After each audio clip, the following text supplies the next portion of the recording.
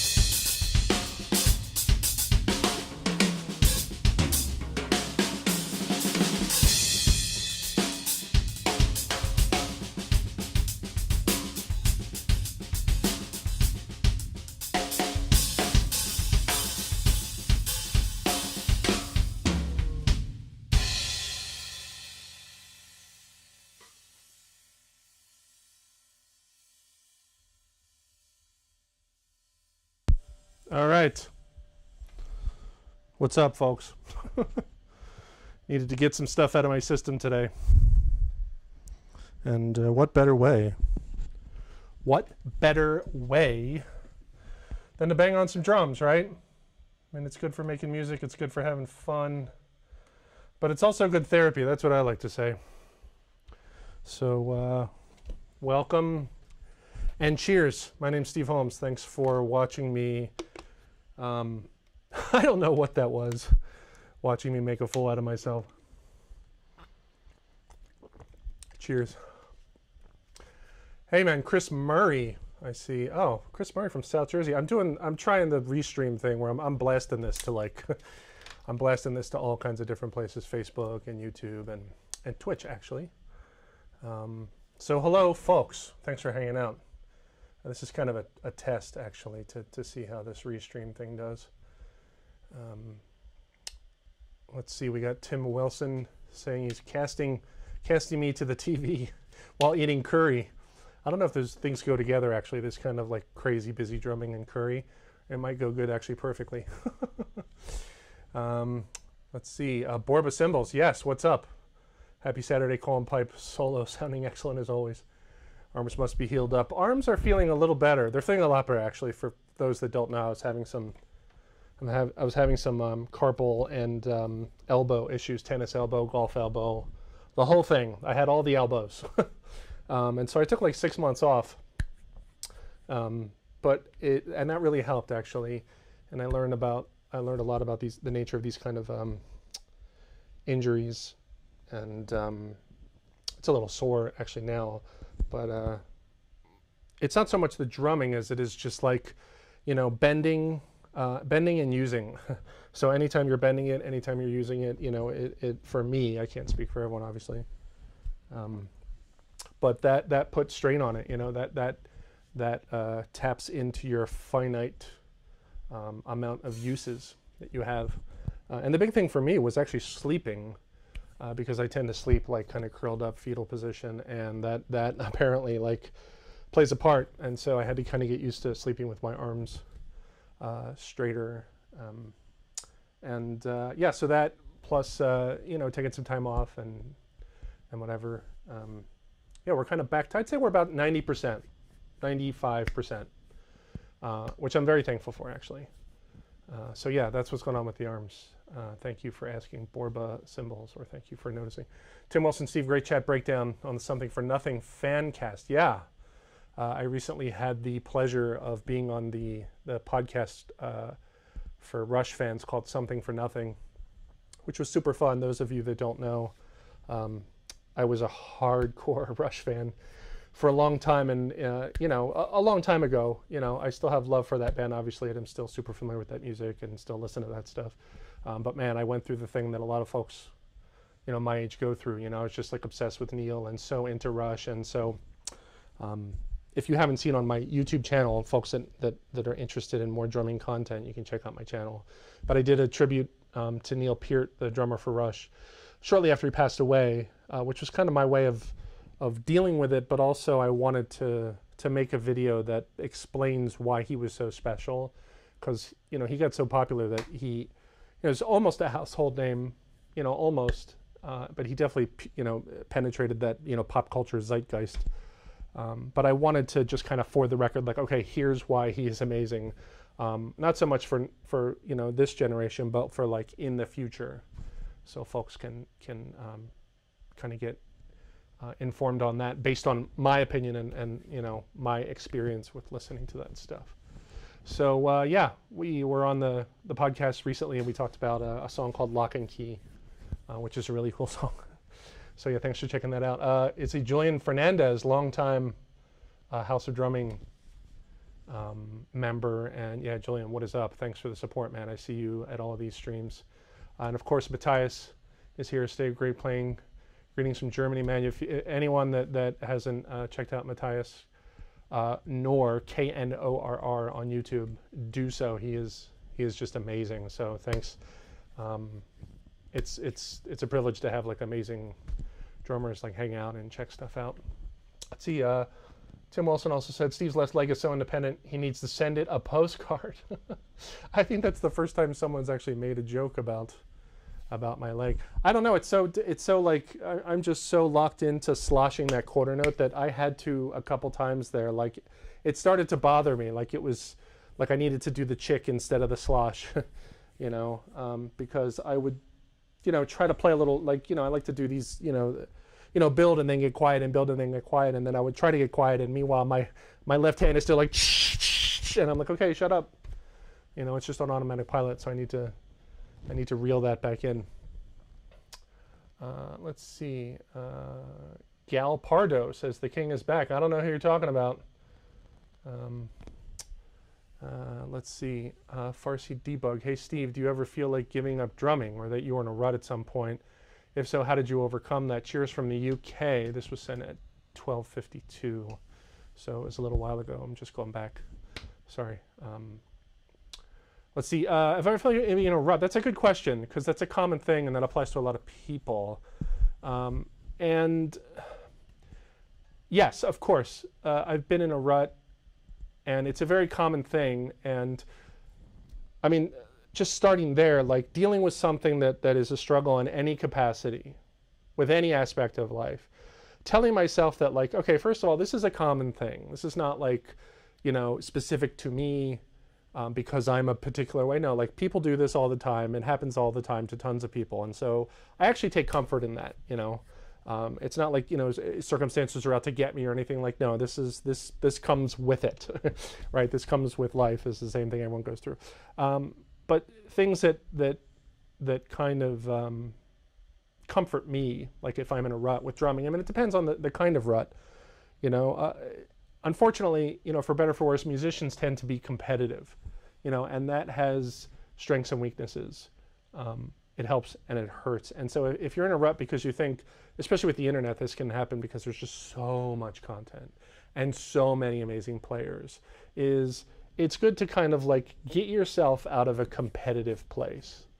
Like, don't try to compete, you know, like see your playing and your kind of timeline and your growth, if you will. Like, see that as like a standalone thing that has progress, you know, and that progress is good in and of itself. Like, because when you start comparing it to like, oh, my progress versus like, you know, Virgil Donati's or one of these guys that's just like, you know, the greatest drummers in the world, it's like, of course you're gonna start to doubt things, but don't do that. Like, don't compare yourself.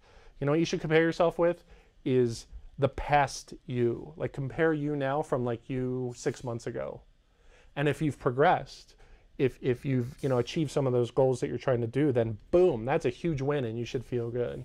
If maybe you've progressed but not as much as you want, then sure, instead of being in a rut, instead of being bummed, then learn from the negative thing. It's okay, well, I practiced but maybe not as much as I should have, and so, you know, what was the cause of that? You know, I'm spending too much time whatever doing this other thing, or too much time on my gadget, or too much time on the internet, or too much time like whatever. You know, you just got to reshuffle your priorities if you're not progressing with anything, not just drumming, as much as you would like to.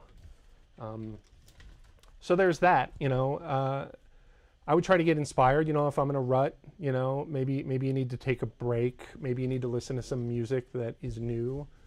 You know, find a new artist that really does it for you. Just listen to music. You know, I find that music in general really has the capacity to affect me emotionally.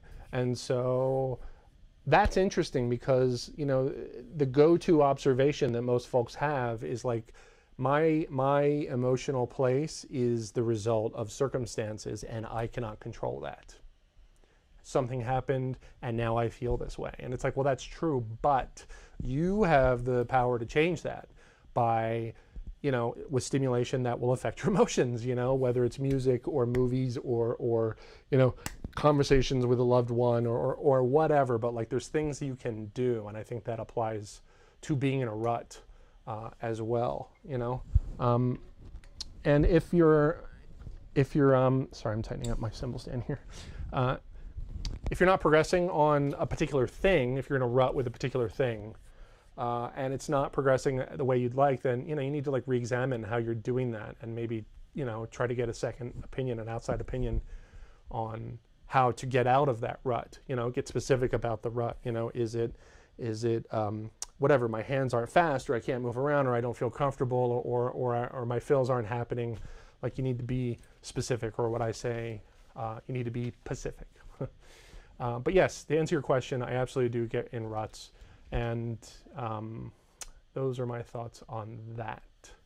Let's see, anyone watching on YouTube, you can support the channel actually by leaving what's called a super. There's a little smiley face, a little $sign.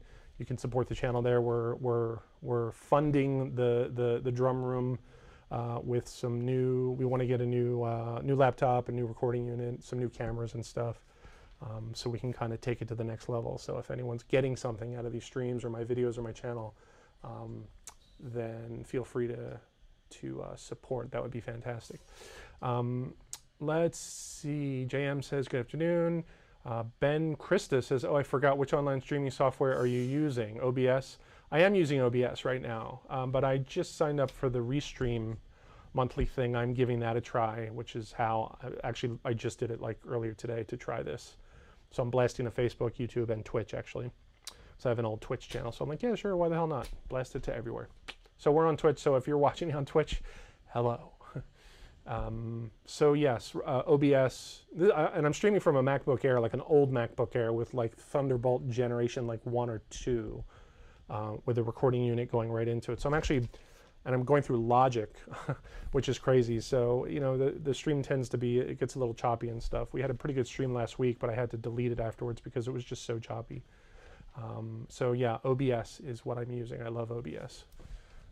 Lavish D is back on YouTube, you guys. Lavish D, a frequent spectator of the drum craziness here. Lavish D, what's up? Steve, I joined the Dave Weckl online school and saw your name posting. Were you a student? If so, what did you learn the most from him? Oh man, what a loaded question. Yeah, I was on the for those that don't know, Dave Weckl, this famous drummer, has an online school that you can sign up for month to month and cancel at any time. And he has tons of content and a private, if you sign up, you get access to a private Facebook group where you can post questions and chat with other drummers and stuff. And Dave is pretty responsive on there, which is pretty cool.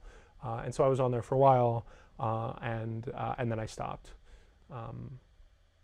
But what I learned the most from him, I mean, I've been a follower of Dave's for decades, so I can't go into I can't go into like, specifics, but I mean, like, I'm at the point now where it's like the DNA of my drumming is like he's in there, just from studying and listening and analyzing and obsessing so much, along, years ago, not so much these days, but he was definitely like something I was chasing for a while, in terms of like, oh man, I didn't even know that this kind of drumming was possible, and I love this kind of drumming, and I want to learn how to do it, so yeah, I'd like to interview Dave actually. I could probably make that happen, because I've taken several private lessons with him, like before the internet was a thing. I've taken 3 lessons I think with Dave, and I've seen him gig a ton. Yeah, I mean, I just think he's the go-to example for so many things. Not everything, but a lot of things, and so yeah, and there's just so much content in his school. I like that it's like, just super basic things like stripping down the kit and setting it up again and tuning drums and like just getting the hands in with a good foundation and that kind of thing. Yeah. There's a lot of old recordings with Dave that I would like to just, put on and listen to a little bit with him and be like, okay, dude, like, we need to talk about this, Will Plout is back. He says, gosh, at 1300, 1 o'clock Pacific Standard Time. For those that don't know, the gush is floor tom and cymbal, preferably a China cymbal or a Zuka. Let's do a gush. This is for you, Will. Okay.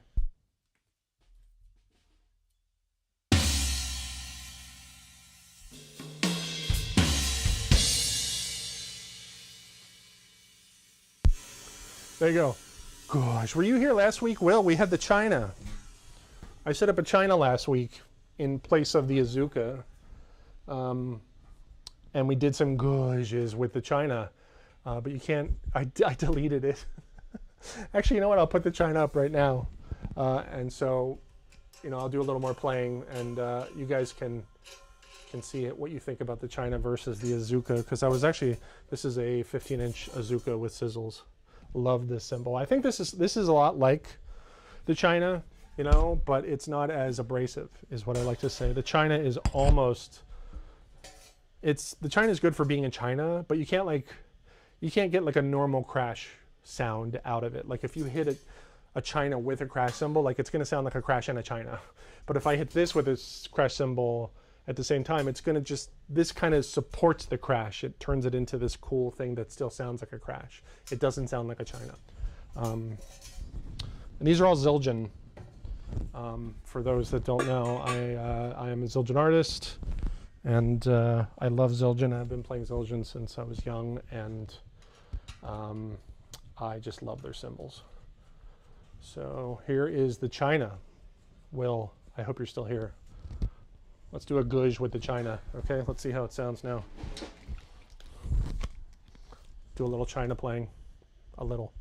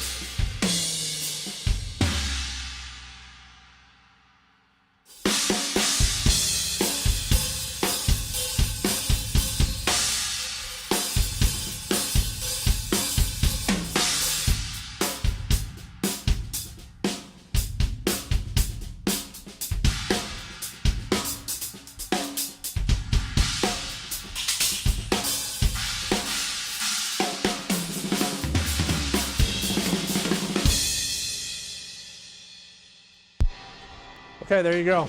China. It's a 19-inch K, by the way. This thing is old. So that's for you, Will. I hope you're still here. There's two gouges. two different gouges. I love toms and cymbals together, as you can see. Like the high tom and a crash together with like a floor tom and like a China or whatever. I just love playing toms and cymbals together. I just think it sounds cool, and it's a good musical like alternative to just like a backbeat if it's played in the right place. Let's see, the ape mize. Yeah, I can't say that. Hello and greetings from Finland. How are you and where are you from? I suppose that was to the group, but hello. Yes, I'm Steve Holmes. I'm from New Jersey. I've been in LA for over 20 years. Let's see, Jeff Hemsley says, hi Steve, first time on live. Jeff, welcome. Pablo Swanson, I recognize your name. You've been here before. Hey Steve, is that a con behind you there? Is that a con? I don't know what con means. Con, a can? Are you talking about this? I don't know if you can see this. There's a symbol, a con. I don't know. You're going to have to let me know what you mean. And we'll get back. We'll revisit the question. Hey, Steve, you're my inspiration. South Coast UK, says Stephen Turner. Stephen, thank you so much. Really appreciate it. Do you find it important for drummers to play other percussion instruments in its authentic form? Asks Kyle Perez on YouTube. Kyle, what's up? You know, it's only going to help. You know, the question is, do you find it important for drummers to play other percussion instruments in its authentic form?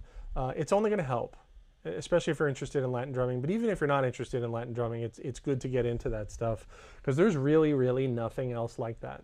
There's nothing like that stuff, you guys. It's a whole other thing that is based on rhythm, and rhythm in a way that uses the grid, but doesn't like live on the grid, you know, or it lives on the grid, but it doesn't like use the grid.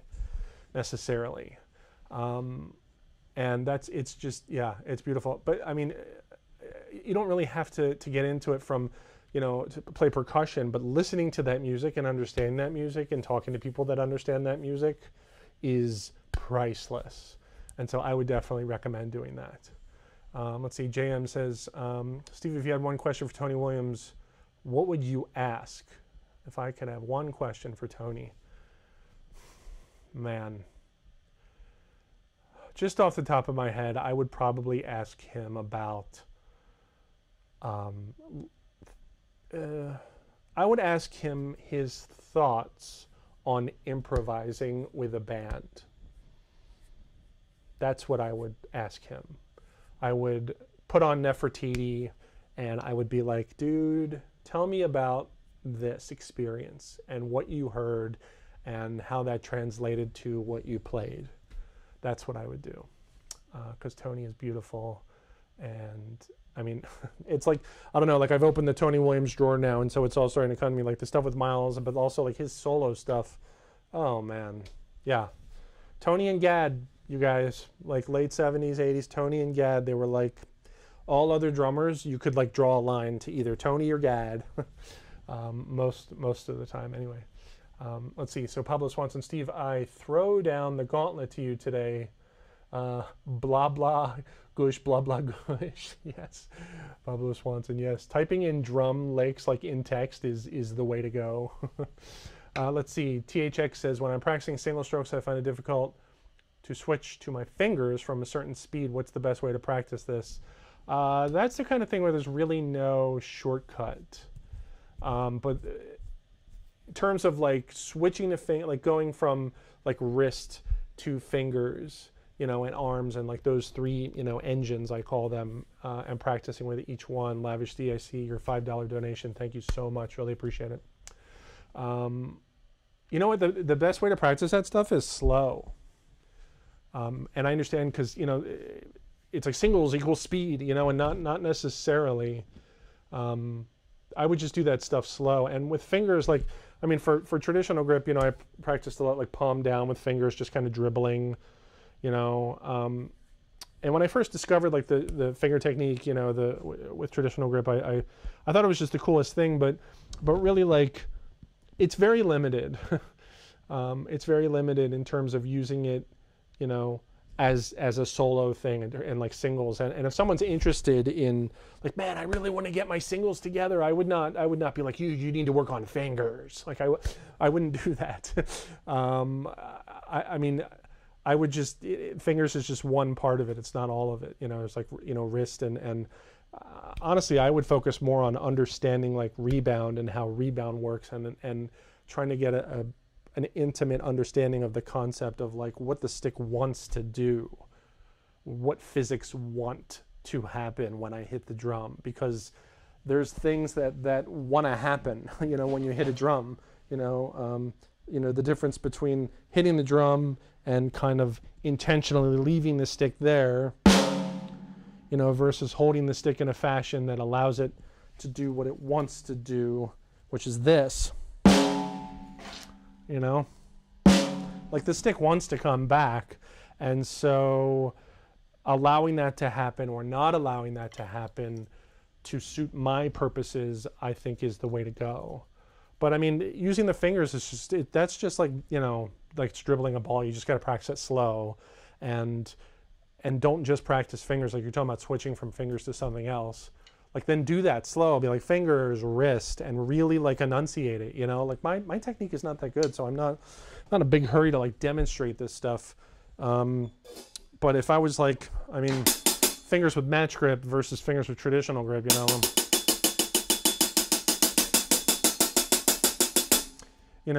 I mean, I still have the talkie mic on, so it could be a little distorted. And like, and again, like I open my hands way up and just kind of observe, like, okay, what is the stick trying to do? And am I interfering with that process to the extent that it's self-defeating? You know, like I don't want to do that either, you know. But having said that, because we're talking about drumming, like just good, strong, powerful, fast wrists are important. And so I think it's good to actually practice, like, you know, with no rebound and just kind of powering out the strokes, you know. You know, but on like a, you know, surfaces that don't bounce, you know, a lot of guys have talked about that. Pillows and cushions, and God knows I've done a lot, you know, enough drumming on my leg. Especially like doubles on a non-bouncing surface is like is very helpful, and so there's different approaches, and I like to I want to say I like to be good at all of them, but that insinuates that I am good at all of them, and I won't go that far. But they all have strengths and weaknesses, and I want as many knobs and buttons as I can get to help me do what I want to do. And the fingers really help with like kind of low volume finesse-y.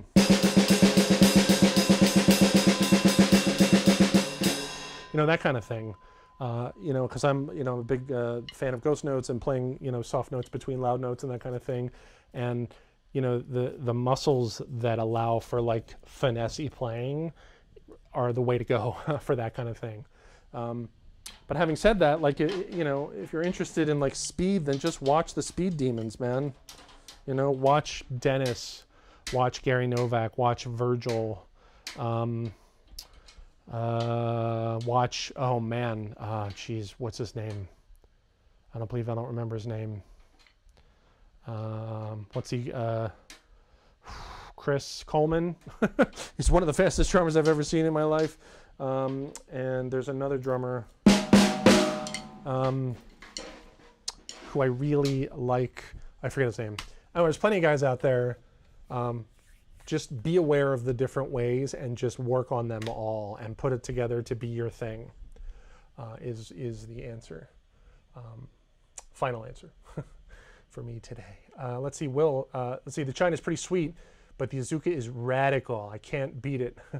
Especially with the rivets. Higher frequencies are just perfect. By the way, do you have any hip-hop cowbell grooves to share? No. Sorry, Will. I don't have any hip-hop cowbell grooves to share. But I'll tell you what, maybe I'll Google that this week, and next week I'll be like, hey guys, guess what I've got? Hip-hop cowbell grooves. Because that's probably a thing that I know nothing about. That's probably super cool. Yeah, so Will likes the Azuka better than the China, you guys, so let's put it back. Okay, the internet has decided. Pablo Swanson says, "Yep, that symbol right there. Oh, the Constantinople. Okay, yes, let's put that up. Actually, I brought that out to share. This is the fun part about streams, is like interacting and like, hey, check out this stuff. Let's see how this stuff sounds. Like, this is the fun part for me. So let's see. Pablo is asking about my ride cymbal. This, for the record, is a 20-inch custom dry light. My favorite ride cymbal ever because it's incredibly versatile. I just love this cymbal. But the cymbal he's asking about, man, I should have put that together. You were like the con, and of course, of course you were referring to the Constantinople. So let's check it out. This is it's a 22 high bell dry Constantinople high bell dry, it says. And I got this at Zildjian a long time ago, and it was super fun because Kristen, I think, she was there helping, showing off all the new cool stuff. And, you know, when a guy gets a ride he likes, it takes a lot to kind of get him away from it. And so I was like, all right, what do you got? And she had said that not a lot of people liked this ride when they tried it. But I think that they just weren't playing her correctly. For lack of a better blah. Yeah, and it says Drum Doctors actually on the inside of the bell, which I never knew before. Check it out. It's possible that someone else may recognize this symbol. But I got it legitimately from Zildjian. I like how it still has the price tag on it. Anyways, enough talking. Let's put it up and see what's what. I do have one, there's a play along video on my channel where I use this cymbal as a second ride. Like I have my main ride here and then I have this like to the right. And I thought it sounded amazing for straight ahead stuff. But who knows, right now, because there's such a build-up, it may sound like crap. Let's give it a try.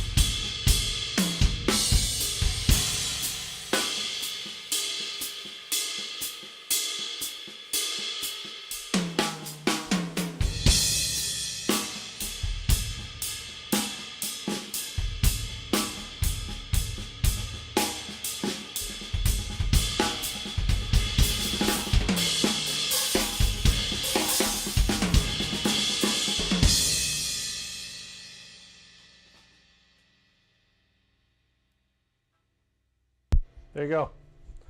22-inch high bell, K. Zildjian Constantinople. I mean, I'd say it's got kind of a limited range, but man, that range is beautiful. I mean, it's great for straight ahead stuff.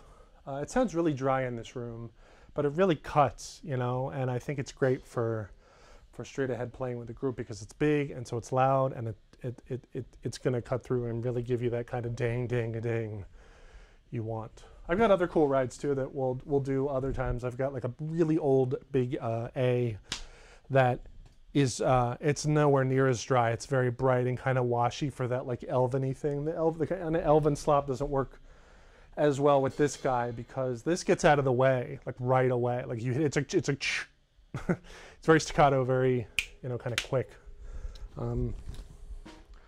So there you go. There's our ride cymbal demo. Let's see, Lavish D with $5 donation. He seems to use that inverted 30-second double on the kit. Any practice tips? All right, Lavish D has donated with a question, so we need to address the question. Inverted 30-second doubles. Man, inverted 30-second doubles. I mean, around the kit. Yeah, I see what you're saying now, actually.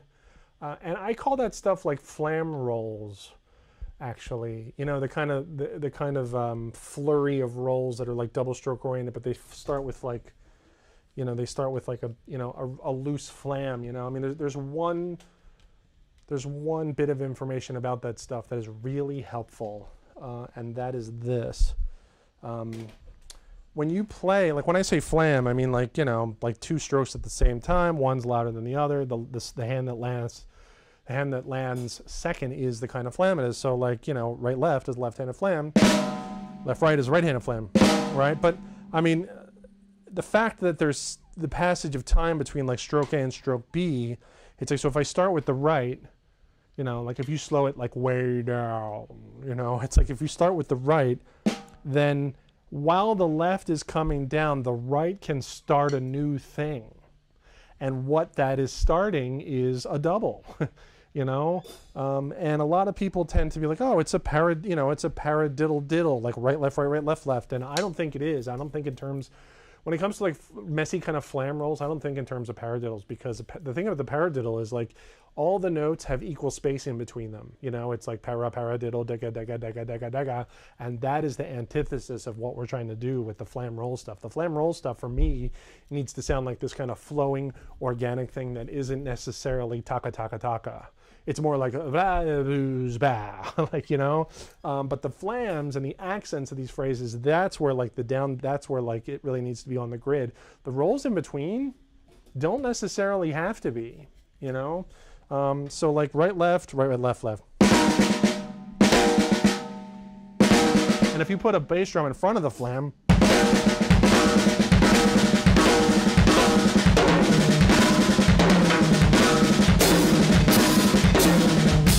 I realize the talking mic is still on.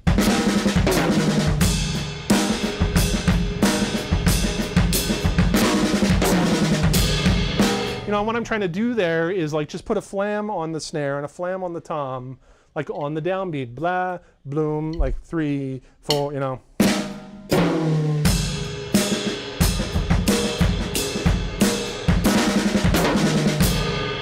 But I want like this kind of loose flowing roll in between the rolls.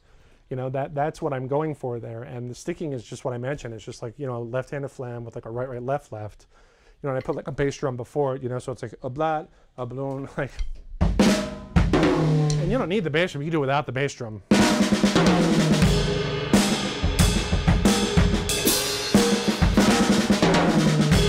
You know, but like up to speed, you know, you take that kind of concept and like you keep the doubles going for as long as you want the roll to last. And for the flam, you can put, you know, the two hands on, you know, two different drums or a cymbal and a drum, right?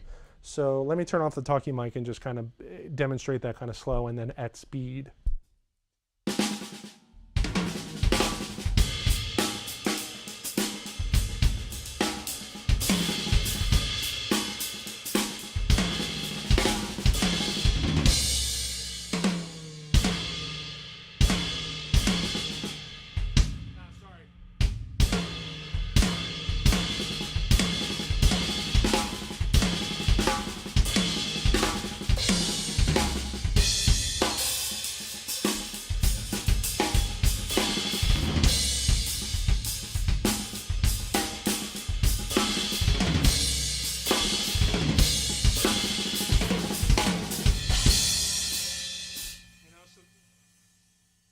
You know, so for that last one, I put the two strokes like snare and tom, you know, which sounds completely different. Like this sounds totally different than this versus this, you know, versus this versus, you know, tom and cymbal, you know, like one flam played on two different surfaces. Like if those voices like contrast, then it's going to sound like a different thing. This is what I call like milking, like taking a phrase or a concept and just milking it for a bunch of different things for free, basically. You just have to know to do it. You just have to do it, you know? Another thing that I like to do that's pretty much like right from the Weck book is like just like, you know, mixing that stuff up with like crashes in between, you know, and it sounds again like this flurry of notes, but you know, for example, like, you know, like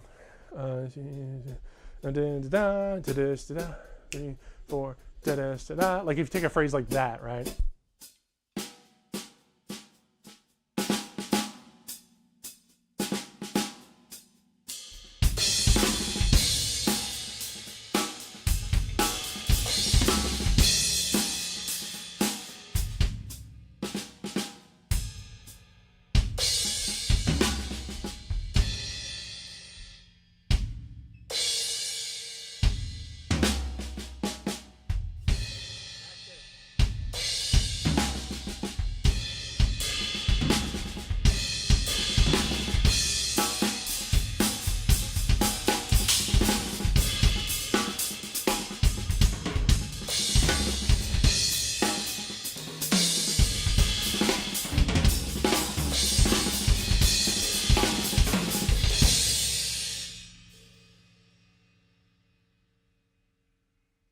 Sorry. So that's what a lot of that stuff is. It's like taking that concept, you know, the fact that when you play a flam, you know, you play that first stroke, and now that hand is free to start those doubles, and you kind of started early, and the slower the tempo, the more kind of like elastic you can get, as long as the accents and the flams are on the grid. Then again, I think the rolls in between, you know, depending upon the musical context, you know, if it's like a jazz thing, obviously there's a lot more room to be kind of off the grid and organic than like a straight eight thing, you know. But the cool thing about that stuff is like it sounds cool at slower tempos. It sounds different at fast tempos. It sounds cooler in like this fast flurry of whoa, what the heck was that? You know, at fast tempos.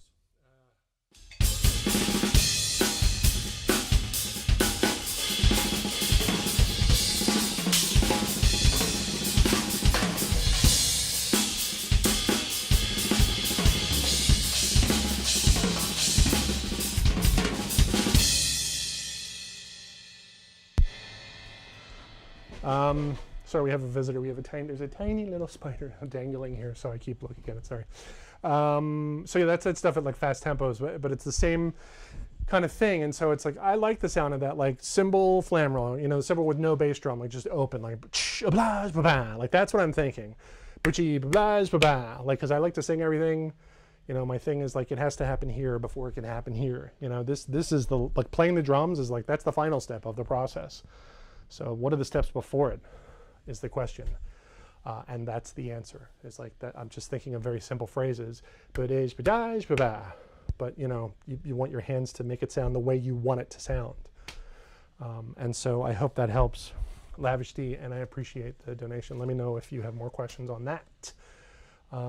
Let's see, in Rod We Trust, what part of LA do you live? I live in Hollywood. I went to MI. Cool. I lived in Hollywood for a long time, like over 15 years, on top of Cahuenga. But I no longer live there. I live in the West Valley, actually. But yeah, I've been in LA since 93, actually. I also went to Musicians Institute 93, 94. JM says, thanks, I love Tony. Yeah, Tony's amazing. Jeff Hemsley says, Steve, what's your take on drummers playing a cymbal setup with different makes? Zildjian, Savian, in Istanbul, Pasty, etc. My take is, man, if that's what you want to do, then do it. You know, if it sounds good, then it sounds good.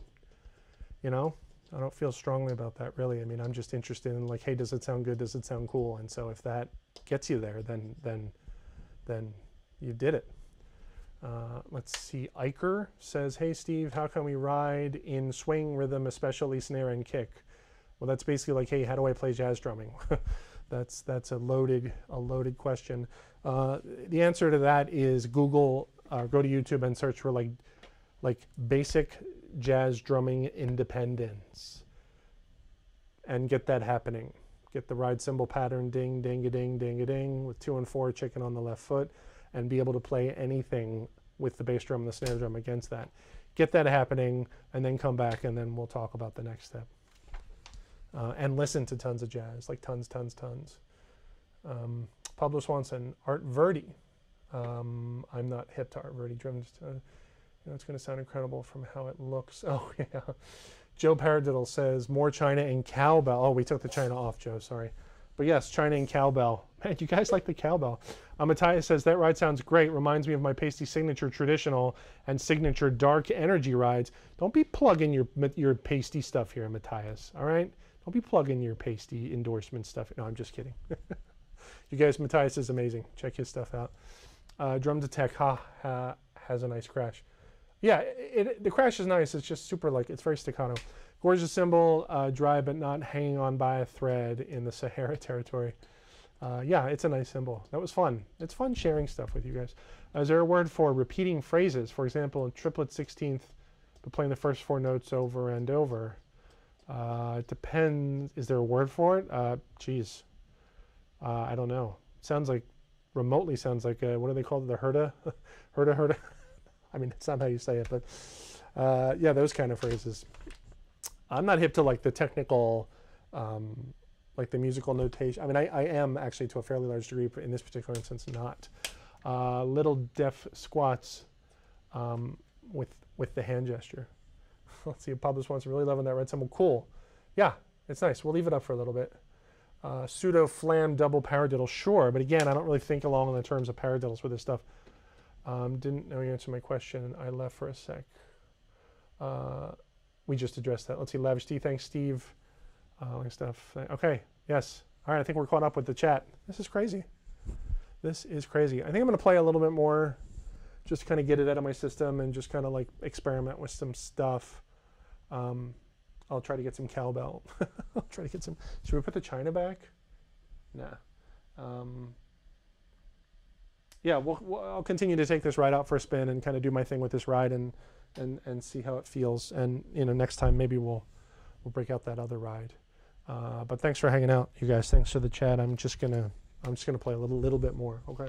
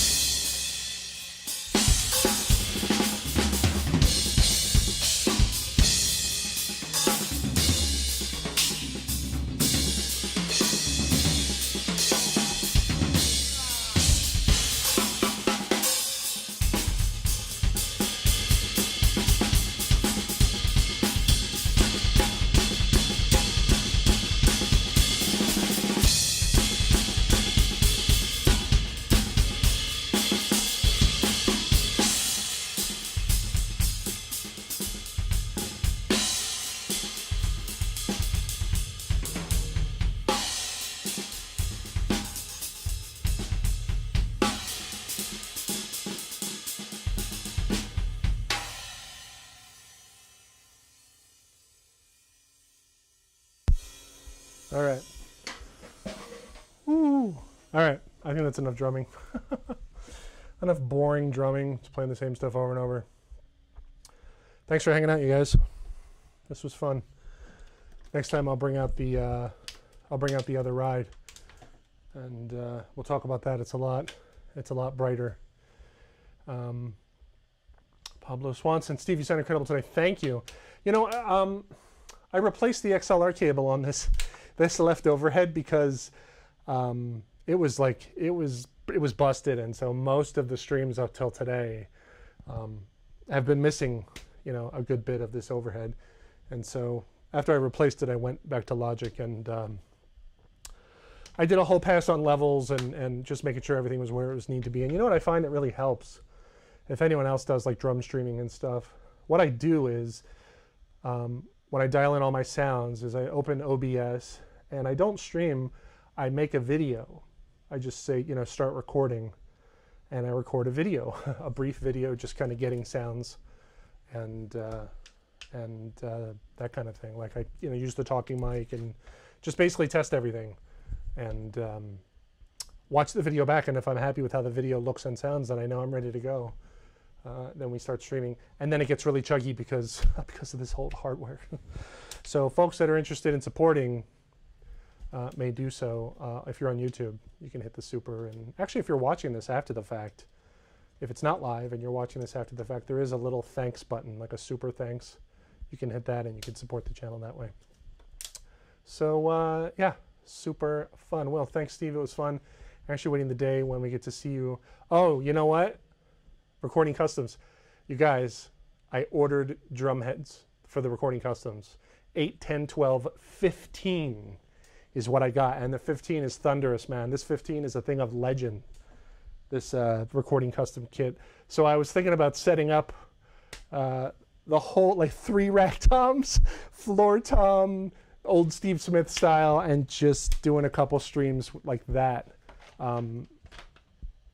So I thought that would be fun. I ordered clear ambassadors, so we'll tune them up. We'll get them set up. We'll see what snare like works with it, and you know we'll have some fun with it. You know, old school Recording Customs. It'll be interesting for me to get back and kind of try to, you know, apply my stuff like to all those toms. You know, that's going to be crazy. So no guarantees, because but that is my intention. All right, so I guess that's it. Thanks for hanging out. Twitch, Facebook, YouTube, whomever. My name is Steve Holmes. Thank you so much for hanging out. We will see you next time.